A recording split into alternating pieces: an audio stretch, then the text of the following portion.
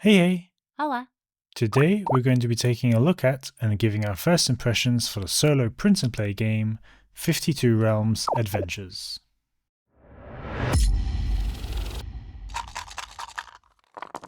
"52 Realms Adventures" is a solo print-and-play game by Rory Muldoon and Matthew Dunstan, published by Postmark Games in 2024 after a successful Kickstarter campaign at the end of the year. Playtime takes about 10 to 20 minutes.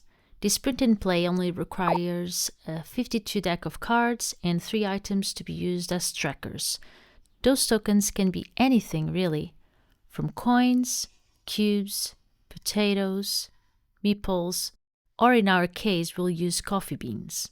We've also laminated our version to help it last a bit longer, but this is not required. Less so considering there is no writing to do, unlike some of their other games. 52 Realms can be purchased on the publisher's website for £5. At the time of filming, it comes with 2 maps, 4 characters, and the rules, with more content on the way that will also be available to download when it gets added. Within the download, you will also find low-ink versions of the map and character sheets, which is a nice touch. The goal of the game is to reach and defeat the boss on the map, getting as much loot as you can. On your adventure, you will have to choose the path to take, which might see you fight enemies or getting rewards, all while trying to avoid getting wounded or running out of cards.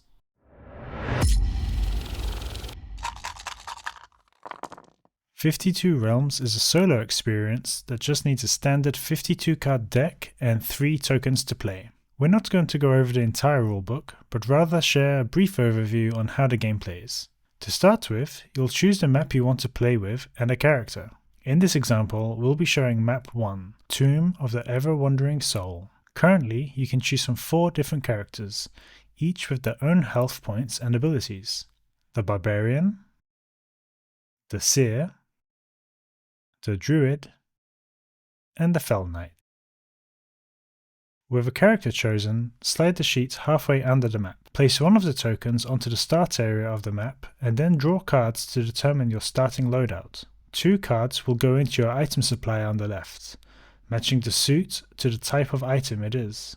These items can be used at any point during the game, and you only need to discard the item card to activate its power. There are 4 types of items: a strength potion, which refreshes all of your equipment, a cloak of deception, that changes one equipment to any value or suit, a health potion, which can heal a single wound or negate the effect of a curse, or a lucky crystal, which allows you to swap a newly drawn card with another. Next, draw cards one at a time to form your starting equipment. Keep drawing until you have reached or passed a total value of 20. Equipment can be in one of 2 states: ready or exhausted.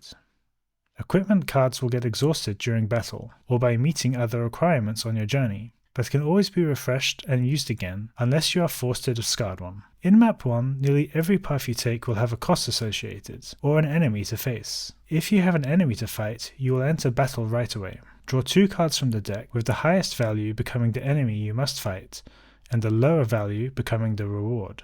Use 1 token to mark the type of enemy you're fighting, determined by its suit, and the other token to mark the health of the enemy. This is determined by the card rank, plus the value associated with what level monster it is.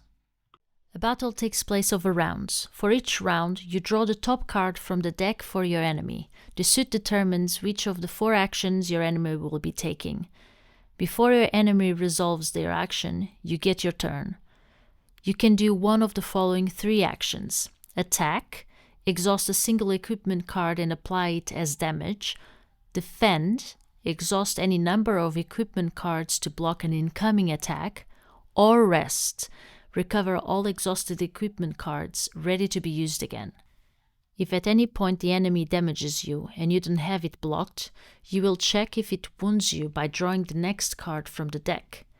If the value is less than or equal to the damage applied, take the drawn card into your wound slot. You are now closer to death. There are plenty of different rooms you might travel through, with actions to do once you arrive at them.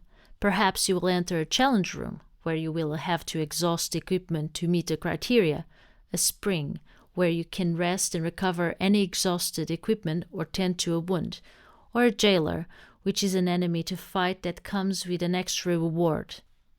On your journey, if at any point you draw an ace, this is a curse card and needs to be dealt with immediately according to the table. A curse can only be avoided should you have a health potion in your inventory to discard against it. Should you not have any cards left in the draw pile when you need one, then you have collapsed from exhaustion and you've lost the game. If the sum of your wound cards is equal to or greater than your health points, you have succumbed to the wounds and you've lost the game. Making your way to and defeating the boss is the only way to win. Total up your loot and any remaining items to get your final score.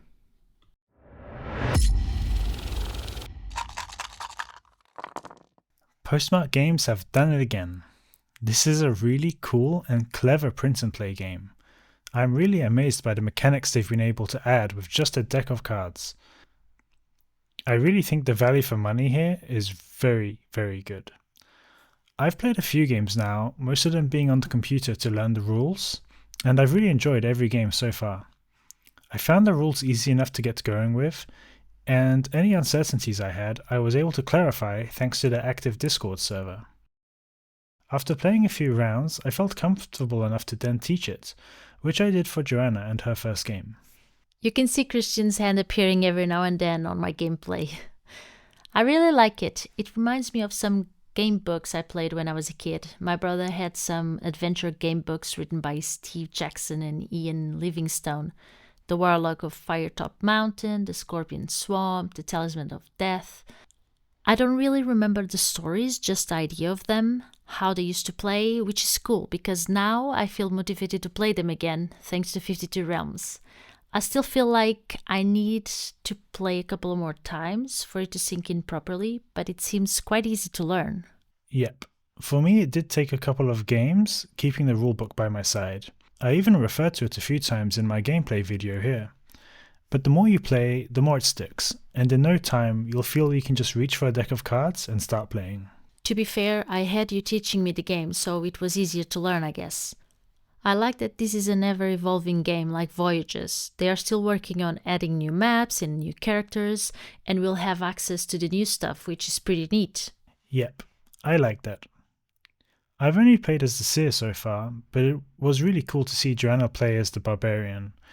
And the other two characters seem really interesting too from their abilities. Oh, and I don't mind the randomness which comes from drawing cards. It's okay by me. I don't always need a game that depends solely on my skills.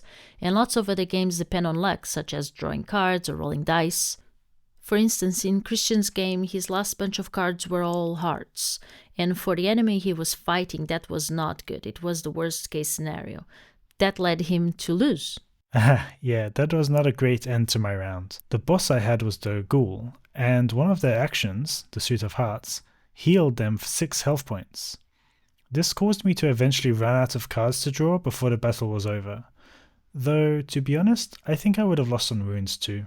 And on my game, I was drawing really good cards. Lower ranks for enemies, the right types of suits. When I got curses, I was able to deflect them. When I got a card or suit that would make me get a damage equivalent to the amount of wounds I had, I got none. Because I didn't have any wounds. And all that led to a fairly easy game. You have the different character abilities as well, so you can play with that in mind too. Different characters will have different gameplays. Yep. I loved watching Joe play with the Barbarian and getting extra loot from the Frenzy ability. That ability allows you to take the enemy card itself as loot, if you're able to defeat it within 2 rounds. In my mind, that's a bit like taking the monster's head as a prize. I think I will try that character in my next playthrough. The reason I've picked the Seer so far is that I like the sound of its Wanderlust ability, which lets you get 1 loot card if you meet the exact travel requirements between moving around the map. Also, it has a shifting focus ability, which I've used in every game. This allows you to shift the number of a card up or down by 1, and this is very helpful in a battle. I called dibs on the Barbarian for the first game. I knew she would be a badass. Another thing I like is that we can match our cards to the theme if we wish to do so. We played with the Regicide deck. I loved the art style in that game and it complemented the 52 Realms aesthetic. It worked very well together. But you can play with any cards you have. We even have discussed taking a teeny tiny deck of cards we have to play alongside the tablet when you travel. Yep. I also made a version to play on the websites called playingcards.io. This allows you to play with a digital deck of cards and has worked really well for some games while I was working at my workstation. But yeah, I can't think of a negative thing to say really. The maps are interesting, the game mechanics, how you use the cards work really well and make for a fun experience. I'm looking forward to explore the second map soon and the new rules it introduces. Yes, this is a game that I'm looking forward to playing again. The same map with different characters, the other map, exploring different routes, and trying to get a better score. So, that's been our first video on 52 Realms Adventures. If this looks like a game you'd enjoy, you can get it at the link we've put in the description below. Thank you all so much for watching. We've been Board Game Beans. You've been you. Have a lovely day and Happy gaming!